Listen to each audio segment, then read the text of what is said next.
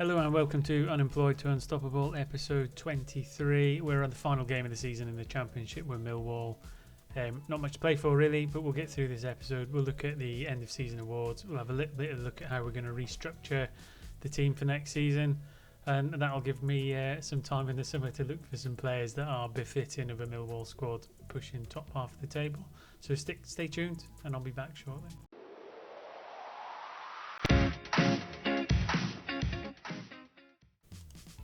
Welcome back. Since you were last with us, we managed to chalk up a 3-1 defeat away at Oxford, who were flying quite high in the league. Again, Jake Cooper with a header from a corner, but nothing spectacular from that. Outplayed for the majority of the game. We then followed up with a 2-2 draw at Hull, which was really good. Again, they're quite high up the table, but we've managed to pick up a point. Got another point against Crystal Palace, which was important because they're one of the teams that we're rivaled against and the fans wanted to see us put in a good performance. So again, we went a goal down, but Ganham got a goal towards the end and we got a 1-1 draw. We then went on our best run of the season since taking over. Got a 3-2 win away at Preston. Goals from Jonathan Silva and Quace Gwanham. He got 2. We got a 1-0 win at Stoke. Ganham again with a goal. And then we got a 2-0 win at Huddersfield. Billy Mitchell and Anwar El Ghazi with a late penalty. We then played a more competitive team in Watford and they absolutely thrashed us 5-2. Again, it was pretty much a one-way traffic. I think they were 4-0 up before we got a first goal. Managed to get it back to 4-2 and then they ran away with it. 5-2 winners. Which leaves us with the final game of the season against Coventry. Things to note, we've got some players coming in on a trial hopefully. Bayo Fepetu. Again, Chukwuemeka, an attacking midfielder from Austria, and then Marcus Forss, who you might remember popping up on the scouting system while we're at Budafok. All three of them are available on a free transfer, so it's worth us just having a look and see how good they are. In terms of outgoings, again, some of the younger players we're just trying to offload. Jonathan Silva, one of the older players, again going to San Lorenzo. So them transfers are agreed. It'll free up some wage budget later on, as you can see there. Still in a minus 44,000, which is going to be a big problem for us. So in terms of the colour vision, in the Championship, we were competitive in the FA Cup. Within the wage budget, again, I think it's kind of out of our control. It would be harsh if we were sacked for that reason. But there's not a great deal we can do about that now. Just got to get through the last game of the season before we restructure. So I'll click through and get us ready. We'll get the Coventry game out of the way, and to be honest, I've been looking forward to the end of the season more than anything, just to have a chance to rebuild properly. So stay tuned and I will see you shortly. Start lineup then for the last game of the season, and a lot of these players you might not see next season, so it'd be a good chance to say farewell. Sarkic in goals, a back four of Silva, Cooper, Stankovic and McNamara. Del Norrie, Mitchell and Watson in the middle of the park, with Essie, Imaku and Ganham playing in the front three. Again, I'm not expecting any kind of miracles in this game. We've had some good form recently. We managed to get 3 wins in a row. We're a good 10 points clear of relegation, so I don't think we were ever in any danger. This is a chance for players to kind of put themselves in the thought for next season, or put themselves in the thought for going next season, because we can't carry any high wage deadwood around as McNamara gets a throw-in down the right hand side into Denori. Mitchell back to Cooper, and we've played the ball around quite well. We're getting a little bit better at passing and holding on to it as Del Norrie feeds into Mitchell, into SA. He cuts it back to Ganham and he scores yet again. So Ganham on form really in terms of goals scored. He scored a few in the last few, as you would have seen when we went through the results. He might be one that we keep hold of, maybe not so much as a first team striker, but fulfilling more that kind of reserve role. Obviously depending on who we can bring in the summer, if we can bring in better players or not. Certainly, I don't know if that will be the key area or not. I know certainly left back's one of the areas we'll look at, but we'll make a shopping list towards the end of the episode. As he cuts the ball into Ganham again, he gets another chance with his left foot, but he's unable to hit the target. So we're not doing too bad. First 7 minutes, 1-0 up. Looks like Coventry getting their first attack of the match, although Maku's won it back. Watson down the left into Ganham. He's into Mitchell, playing the ball well, back out to Ganham. Oh, it wasn't Ganham, it was Anaku into Ganham. But unfortunately, we weren't able to finish it. Silva then with a corner. He's going to get a chance to swing it in. Cooper really good attacking them corners, unable to connect with it on that occasion. So far, so good then. Dominant side. The formation changing a little bit. I mean, we're playing a control possession type football, which I think ultimately I'm more comfortable with than the direct football. Something I maybe should have considered before taking the Millwall job, but there you go. As Gannon picks up the ball deep and Essie gets to carry it forward into Del Norre. Essie then takes it up the right hand side, cuts towards the Watson at the edge of the box. He delivers a cross into Amaku, and Amaku makes it 2-0. So it looks like we've got a couple players might be playing for their contracts. Essie there down, good work down the right hand side to Watson, who'll deliver a ball to the back post with the outside of his foot. And Amaku gets up with a good header into the left-hand post, leaving the keeper no chance whatsoever. So 2-0 up. Players playing well. I wish it had been like this since we took over. There has been some really poor performances. This one really kind of bucking that trend as Denor gets to put a corner in from the other side this time. In it goes to Cooper. Oh, and he hit the right up in the corner. He's really good from attacking them corners, Cooper. And he's certainly one of the players that we'll be looking to build the defence around. He's one of the better players we've got back there, and he's club captain as well. So 33, we might get another season out of him. Again, it depends what becomes available, because if we get some good young upcoming players who can fit into the first team early, we will pick them up. You'll also see Stankovic normally plays in midfield, but he's stepped up as a more centre-half type role, and that might be where he sits as we move on, because he's a good young Italian player that we want to kind of keep as we build the squad up going for next season. Really good ratings from the players this time, 10 shots, which is more than we've had in a few games, matching our XG really. And hopefully we can see out to the game. A clean sheet would be nice. Not had many as Mitchell swings one in. Stankovic gets a flick on, and Maku picks it up, gets to Cooper on the far side, and not with his head this time. This time he finishes with his feet to put us 3-0 up with half an hour to go, giving us a respectable position at 14th as it stands. But obviously there's a lot can change as the other teams get their scores in as well. Lovely left foot finish past Balcom, incidentally, who was one of our goalkeepers who we sold when we first took over, so that's got a double pleasure about it.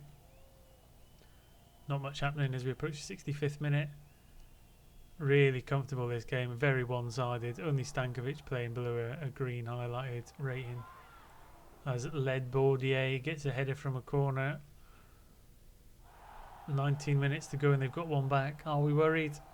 You bet you were worried, because I've seen us concede quite a few goals in the matches in between.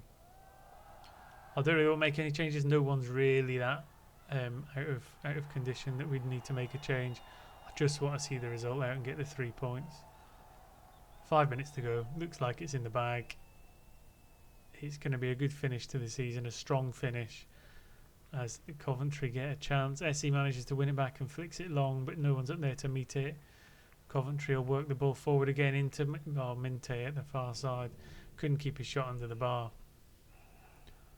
Last minute of injury time. There we go. Fans clapping as they walk off the pitch. Watson with a 8.2. And I think, yeah, nice work, well done. Good way to end the season.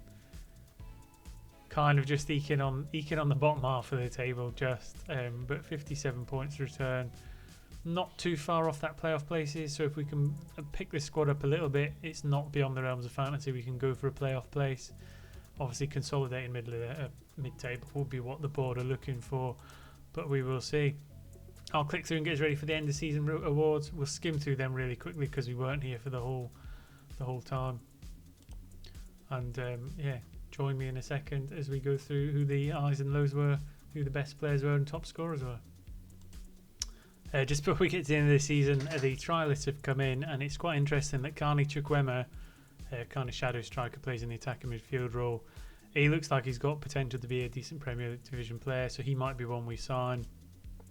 Marcus Forster, we've seen pop up a few times before from Finland. Again, he's kind of a good player as well, so he's a good championship rated player. We might take them both full term to fill that kind of attacking midfielder / striker roles.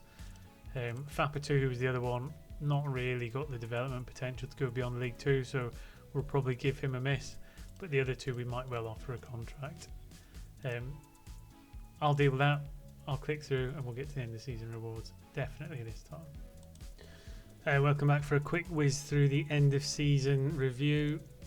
in terms of the new arrivals, then, and we didn't sign any of these. So the new players that came in, you had Thompson, Zavara. I mean, Zavara looks like a handy player. He would stick around. He's got a lot of potential on him, so he's probably one to keep.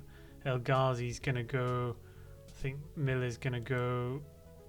Ambrose probably going to go. Ferrari's retiring. Silva's gone. Nelson's retiring, and Louis Watson's staying. So of them, some good signings, but a lot that we're not keeping. Obviously, they've had a bit of clear out. We've let some of these go since we took over. Certainly from Balcom down, we've let them go. Again, they need to get the wage budget down, so you can see why they've done it. In terms of the results then, Championship, mid-table, couldn't really ask for much more than that. I mean, they seem to start the season quite well, winning a few games near the top, being quite good. Took a massive dip in form where they lost 5 in a row, didn't win for a long number of games. We picked up towards the end, but I still think there's a lot of work to do before we can say we've turned the corner. In terms of the FA Cup then, I mean, we got knocked out by Huddersfield after we took over, so not a great run. Carabao Cup out in the first round, so not great. Moments to remember, nothing real. I mean, we were there for the Wolves game when we were sent off and got a last minute winner, so that's quite good. It's a match to remember and goal of the season in them games. Biggest win, I mean, we did have a 3-0, oh no, it was 3-1 against Coventry, not quite 3-0, but there you go. Finances, they're not great, let's be honest. The wage budget's way over where it should be, the squad's overinflated, and we need to sort that out as a priority. And in terms of how we lined up, I mean, they played a 4-4-2 for most of the season. Again, we didn't, we were trying to stem the goals conceded, so keep it tight while still nicking a goal. It started to work towards the end, but again, like I said, we need to strengthen a few positions before we can say we've turned the corner. In terms of the accolades then, no awards for the manager. Player awards are all pretty straightforward. Jake Cooper with the average rating award, probably the only one I'm going to take anything out of. Gannon as well as a striker with 10 goals. 10 for a whole season's not great, but we'll give him the benefit of the doubt because he wasn't playing the system we were in. And then history in the making. It was just taken over. The timeline really, there's not going to be much. So we took over at Millwall, got an assistant manager. Boom, boom, boom. 91st minute winner against Wolves, which was always a match to remember. QPR 98th minute win. That was when our youngster got the last minute winning goal. And as you can see there, Carney Chukwuemeka has agreed to join Millwall. He's our first signing we've made since we've taken over. Looks like he's going to be quite a player, so we've got him in there. He can play centre mid or that attacking midfield role, so he's got a bit of versatility in him. I think that's a positive signing. Got him on a fairly low wage of about $7,000, so he'll be one for next season. We just need to build the rest around him. What I'll do is I'll go and sort out the squad planner. We'll come back, have a quick review, and we'll create a shopping list at the end of this episode. And that way, when we come back next episode, we can see how successful we were in achieving them targets. So stay tuned. Welcome back. So we've looked at the squad planner. We've kind of sorted out. Goalkeeper-wise, I think our first choice goalkeeper is good enough to play for us for another season. We do have a number of young goalkeepers behind, so I'm not too concerned about that position. Left back's a necessity. We need a good left back. We don't have one that I would consider a first teamer. Right back, we're all right for a first teamer. We're going to need to find someone for a developmental place, either from the under 21 or youth team. Centre half, we've got one really good one, so we could do with another centre half to play alongside Jake Cooper, with Stankovic being the kind of understudy type player. Defensive midfielder, a bit of an iffy one. We might not go with a defensive midfielder. If we're going to look to push up the table, we might turn that into an advanced midfielder, drop the deep player, push him forward, and then we've got Chukwuemeka in that to play in that position. In the two centre midfield positions, we're not too bad. We've got Mitchell, Delnor, Watson and Stankovic. So we've got 4 reasonable players in there. We could do with another one at Billy Mitchell level, so about 4 stars. One who's good enough to probably develop into a Premier League player would be ideal. Right wing, again, I think we're fairly weak. Left wing, equally so, if not more. And then up front, I know we've got Gannon, but I think we need to bring in somebody else as a focal point. Or whether it's Marcus Force or not, I'm not sure. He is available on a free. It might be somebody we'll look at if he doesn't get snapped up first. But we'll see. I think we've got to let the players go first, see what wage we've got to play with before we commit to the wage budget outlay for Force, because I think he wants about 37 grand a week, which is probably going to upset the apple carts in terms of what we've got to spend. That's it really. In terms of the squad, still overinflated. We're going to thin that down. That's going to happen in the next episode once we get rid of some players. So I'll bring you back next time and take you through who's all left, who's all come in, and then we'll play the opening games of next season, which should hopefully have us in a better stead than we are now. Season preview wise, I mean, we were 50-1 for that season. I think we can do slightly better, get up mid-table. Once again, thanks for watching. It's been a bit of a nightmare taking over Millwall. The massive squad wasn't something I was ready for, especially when you don't have the manoeuvre time of the window. But I think once we get rid of the retiring players and the players we want shot of, and bring in some youth players with a bit more promise and potential, I think we'll be able to really make a push for the playoffs, if not just outside them in the first season, looking to build for the season after if we don't take another job.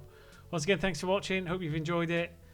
Stick a thumbs up in the comment if you liked it. Don't forget to subscribe, and I will see you next time for a hopefully fully revamped Millwall squad.